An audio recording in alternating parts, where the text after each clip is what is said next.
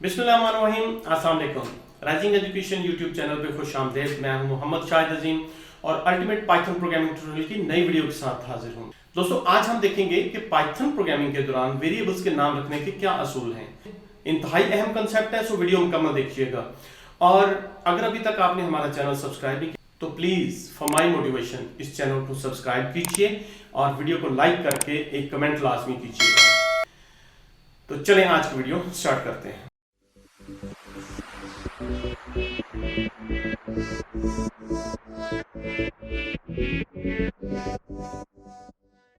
Welcome back.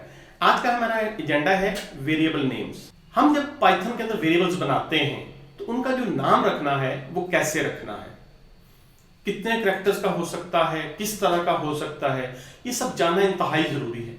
क्या हम बिल्कुल आजाद हैं कि हम कुछ भी नाम रखें और कैसे भी रख दें? नहीं, हर चीज का कुछ असूल होते हैं, कुछ रूल्स होते हैं। इसी तरह वेरिएबल नाम रखने के भी कुछ असूल, कुछ रूल्स हैं। तो आज हम वो रूल्स देखेंगे। सबसे पहला रूल कि वेरिएबल नेम जो है वो कॉम्प्रिहेंसिव होना चाहिए। मतलब ये हुआ कि अगर आप एक वेरिएबल में एज रख रहे हैं तो उसका नाम एज ही होना चाहिए, उसका नाम हम XYZ नहीं रखेंगे।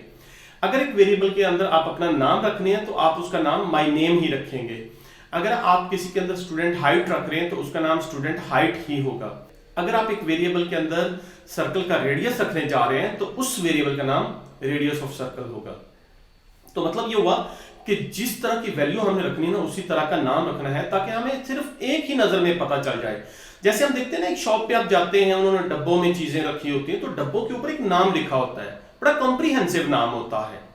मकसद क्या होता है कि ऊपर से पढ़ के पता चल जाए कि इस डब्बे में क्या पड़ा है। इसी तरह किचन के अंदर भी हर पॉट के ऊपर एक नाम रखा होता है कि जिसमें दाल है, इसमें चावल है, इसमें चीनी है, सिर्फ इसलिए कि जो भी एक नजर देखे उसे पता चल जाए। तो अगर हम दाल वाले डब्बे के ऊपर XYZ लिख देंगे तो कैसे पता चलेगा कि इस डब्बे के अंदर दाल है। उसी तरह अगर एज वाले वेरिएबल का नाम हम XYZ कुछ रखेंगे तो हमें समझ में नहीं आएगी। तो नेम जो है वो कॉम्प्रिहेंसिव एंड डिस्क्रिप्टिव होना चाहिए। अब आप नाम चाहें तो एक कैरेक्टर का रख लें, लाइक ABCD, और चाहें तो एक लेंथी नाम रख लें। इसमें कोई रिस्ट्रिक्शन नहीं है, लेकिन ज्यादा लेंथी भी नहीं करना कि बाद में टाइप करने में प्रॉब्लम हो, और इतना शॉर्ट भी ना करना कि हमें समझ ही ना आए कि वेरिएबल है क्या। एक पाइथन वेरिएबल का नाम रखते वक्त आप कैरेक्टर्स, नंबर्स या अंडरस्कोर इस्तेमाल कर सकते हैं। लाइक आप रखते हैं नंबर 1, एज 1, या आप वेरिएबल नाम रख देते हैं age_1। मसलन आप एक वेरिएबल बना सकते हैं age 1 और इसको लेट्स से वैल्यू हम असाइन कर देते हैं 12। ठीक है, ये एक वैलिड नेम है। इसी तरह आप कर सकते हैं age_1 is equal to let's say 13। ये दोनों वेरिएबल नेम हैं और दोनों ही इस्तेमाल हो सकते हैं। तो पहले में हमने सिर्फ कैरेक्टर्स और नंबर्स का इस्तेमाल किया, दूसरे के अंदर कैरेक्टर, नंबर और अंडरस्कोर का इस्तेमाल किया। इसी तरह हम एक और वेरिएबल बना लेते हैं हाइट इज इक्वल टू 4.11। इसमें हमने सिर्फ कैरेक्टर्स का इस्तेमाल किया। तो आप चाहें तो सिर्फ कैरेक्टर्स यूज कर लें, चाहें तो कैरेक्टर नंबर्स यूज कर लें, चाहें तो कैरेक्टर्स, नंबर और अंडरस्कोर यूज कर लें। लेकिन अंडरस्कोर के अलावा और कोई सिंबल आप इस्तेमाल नहीं कर सकते। डॉट, डैश, कॉमा, हाइफन और कोई सिंबल इस्तेमाल नहीं कर सकते। दूसरा रूल है कि वेरिएबल नेम हमेशा कैरेक्टर्स या अंडरस्कोर से स्टार्ट होगा। आप नंबर से एक वेरिएबल नेम स्टार्ट नहीं कर सकते। आप देखें, हमने ये जितने भी वेरिएबल स्टार्ट किए ये कैरेक्टर्स से स्टार्ट किए, ठीक है। तो ये वैलिड वेरिएबल नेम्स हैं। अगर हम इन वेरिएबल्स की वैल्यू प्रिंट करवाएं, लाइक मैं करवाता हूं age 1, comma age_1, comma height. ठीक है जी, तीनों वेरिएबल्स की वैल्यू मैंने प्रिंट करवा दी। तो हम ये प्रोग्राम रन करके देखते हैं और हम लिखेंगे Python var names dot pi. Fine, 12, 13 and 4.11 तीनों वैल्यूज प्रिंट होगी। Everything is fine. अच्छा, अब मैं इसको कमेंट कर देता हूं। मैं एक वेरिएबल बनाता हूं 1 age इज इक्वल टू 12। देखिए, यहीं पे हमारे पास एक वार्निंग आ रही है। ये 1 जो है रेड कलर का हो गया है। चलिए हम इसको रन भी कर लेते हैं। तो Ctrl+S सेव और रन करने की कोशिश करते हैं। तो फाइन, वो कहता है 1 age। यहाँ पे देखें, ये जो छोटा सा एरो बन रहा है ना, ये बता रहा है कि यहाँ कोई एरर है, और वो बता रहा है ये सिंटैक्स एरर है, इनवैलिड डेसिमल लिटरल, ये जो नंबर आपने यहाँ पे लगाया ये इनवैलिड है, ये नंबर यहाँ पे नहीं आ सकता। मतलब ये हुआ कि आप वेरिएबल नेम के आगाज में नंबर नहीं लगा सकते। लेकिन अगर हम इसके पहले अंडरस्कोर लगा देते हैं तो अब देखिए वार्निंग हट गई। इस प्रोग्राम को अगर हम रन करें तो प्रोग्राम भी रन हो गया। और अगर हम इस वेरिएबल की वैल्यू प्रिंट करवाएं तो हम देखते हैं कि क्या इसकी वैल्यू प्रिंट होती है। कंट्रोल एस सेव, यहां आके हम अप एरो दबाते हैं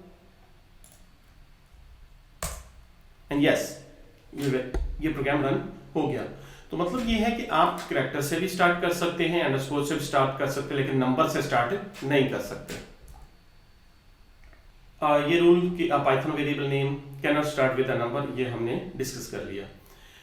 variable name in Python are case sensitive. अच्छा, अब ये याद रखिएगा कि पाइथन एक केस सेंसिटिव लैंग्वेज है। केस का मतलब है कि आप कैपिटल लेटर्स में अगर वेरिएबल बनाएंगे तो उसको एक्सेस करने के लिए आपको कैपिटल लेटर्स चाहिए होंगे।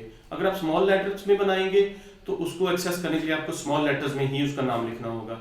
अब ये नहीं हो सकता कि आप एक वेरिएबल कैपिटल लेटर्स के साथ बनाएं और उसको स्मॉल लेटर्स के साथ एक्सेस करें।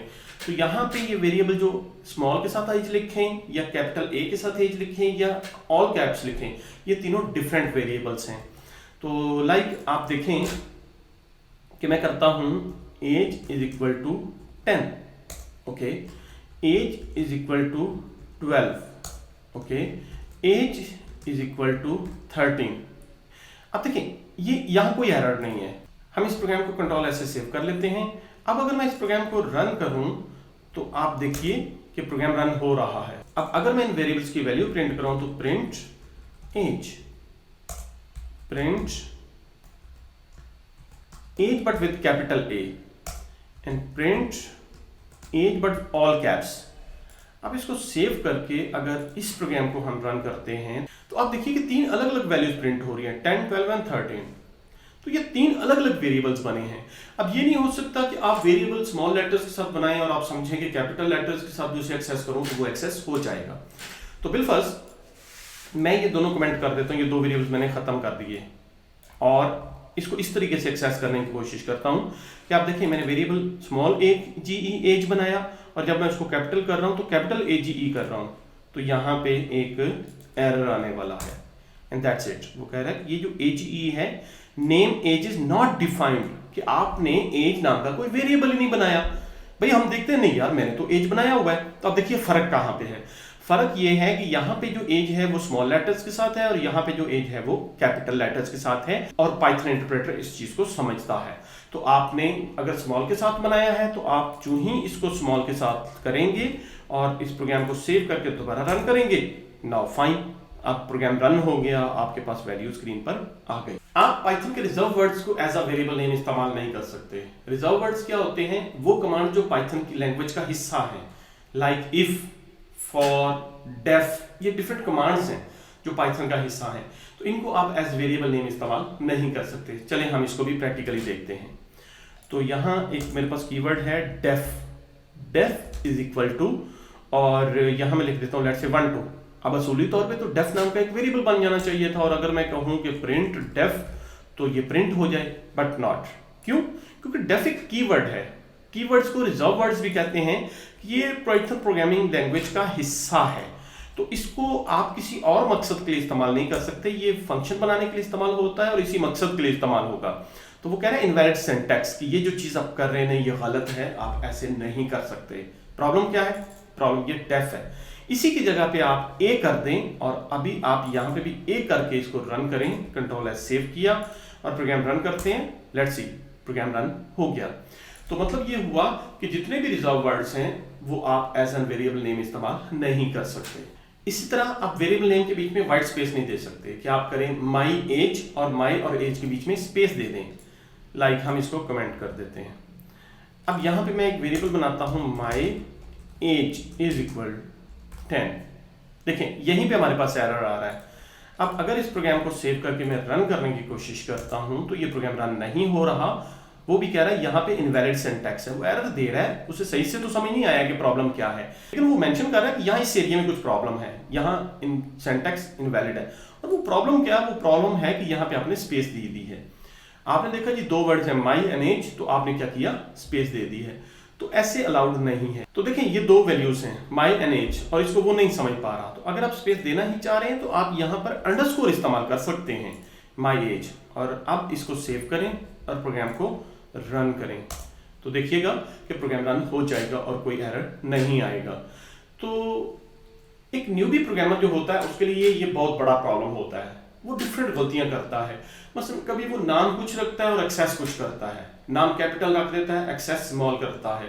कभी वो बीच में स्पेस दे बैठता है और स्पेस के बाद वो अपनी गलती को समझ नहीं पा रहा होता कि यहाँ मेरे से क्या गलती हो गई है। कभी वो अंडरस्कोर की बजाय और सिंबल इस्तेमाल कर सकता है, लाइक डॉट को बहुत ज्यादा इस्तेमाल करते हैं लोग। तो भाई इस तरह की कोई गलती नहीं आपने करनी, स्ट्रेट फॉरवर्ड से नाम रखें, शॉर्ट रखें, कॉम्प्रिहेंसिव रखें, डिस्क्रिप्टिव रखें, समझ में आने वाले रखें, और शॉर्ट नाम रखें। और अगर आप शॉर्ट और कॉम्प्रिहेंसिव नाम रख के प्रोग्रामिंग करेंगे तो आपके प्रोग्राम में कभी एरर नहीं आएगा।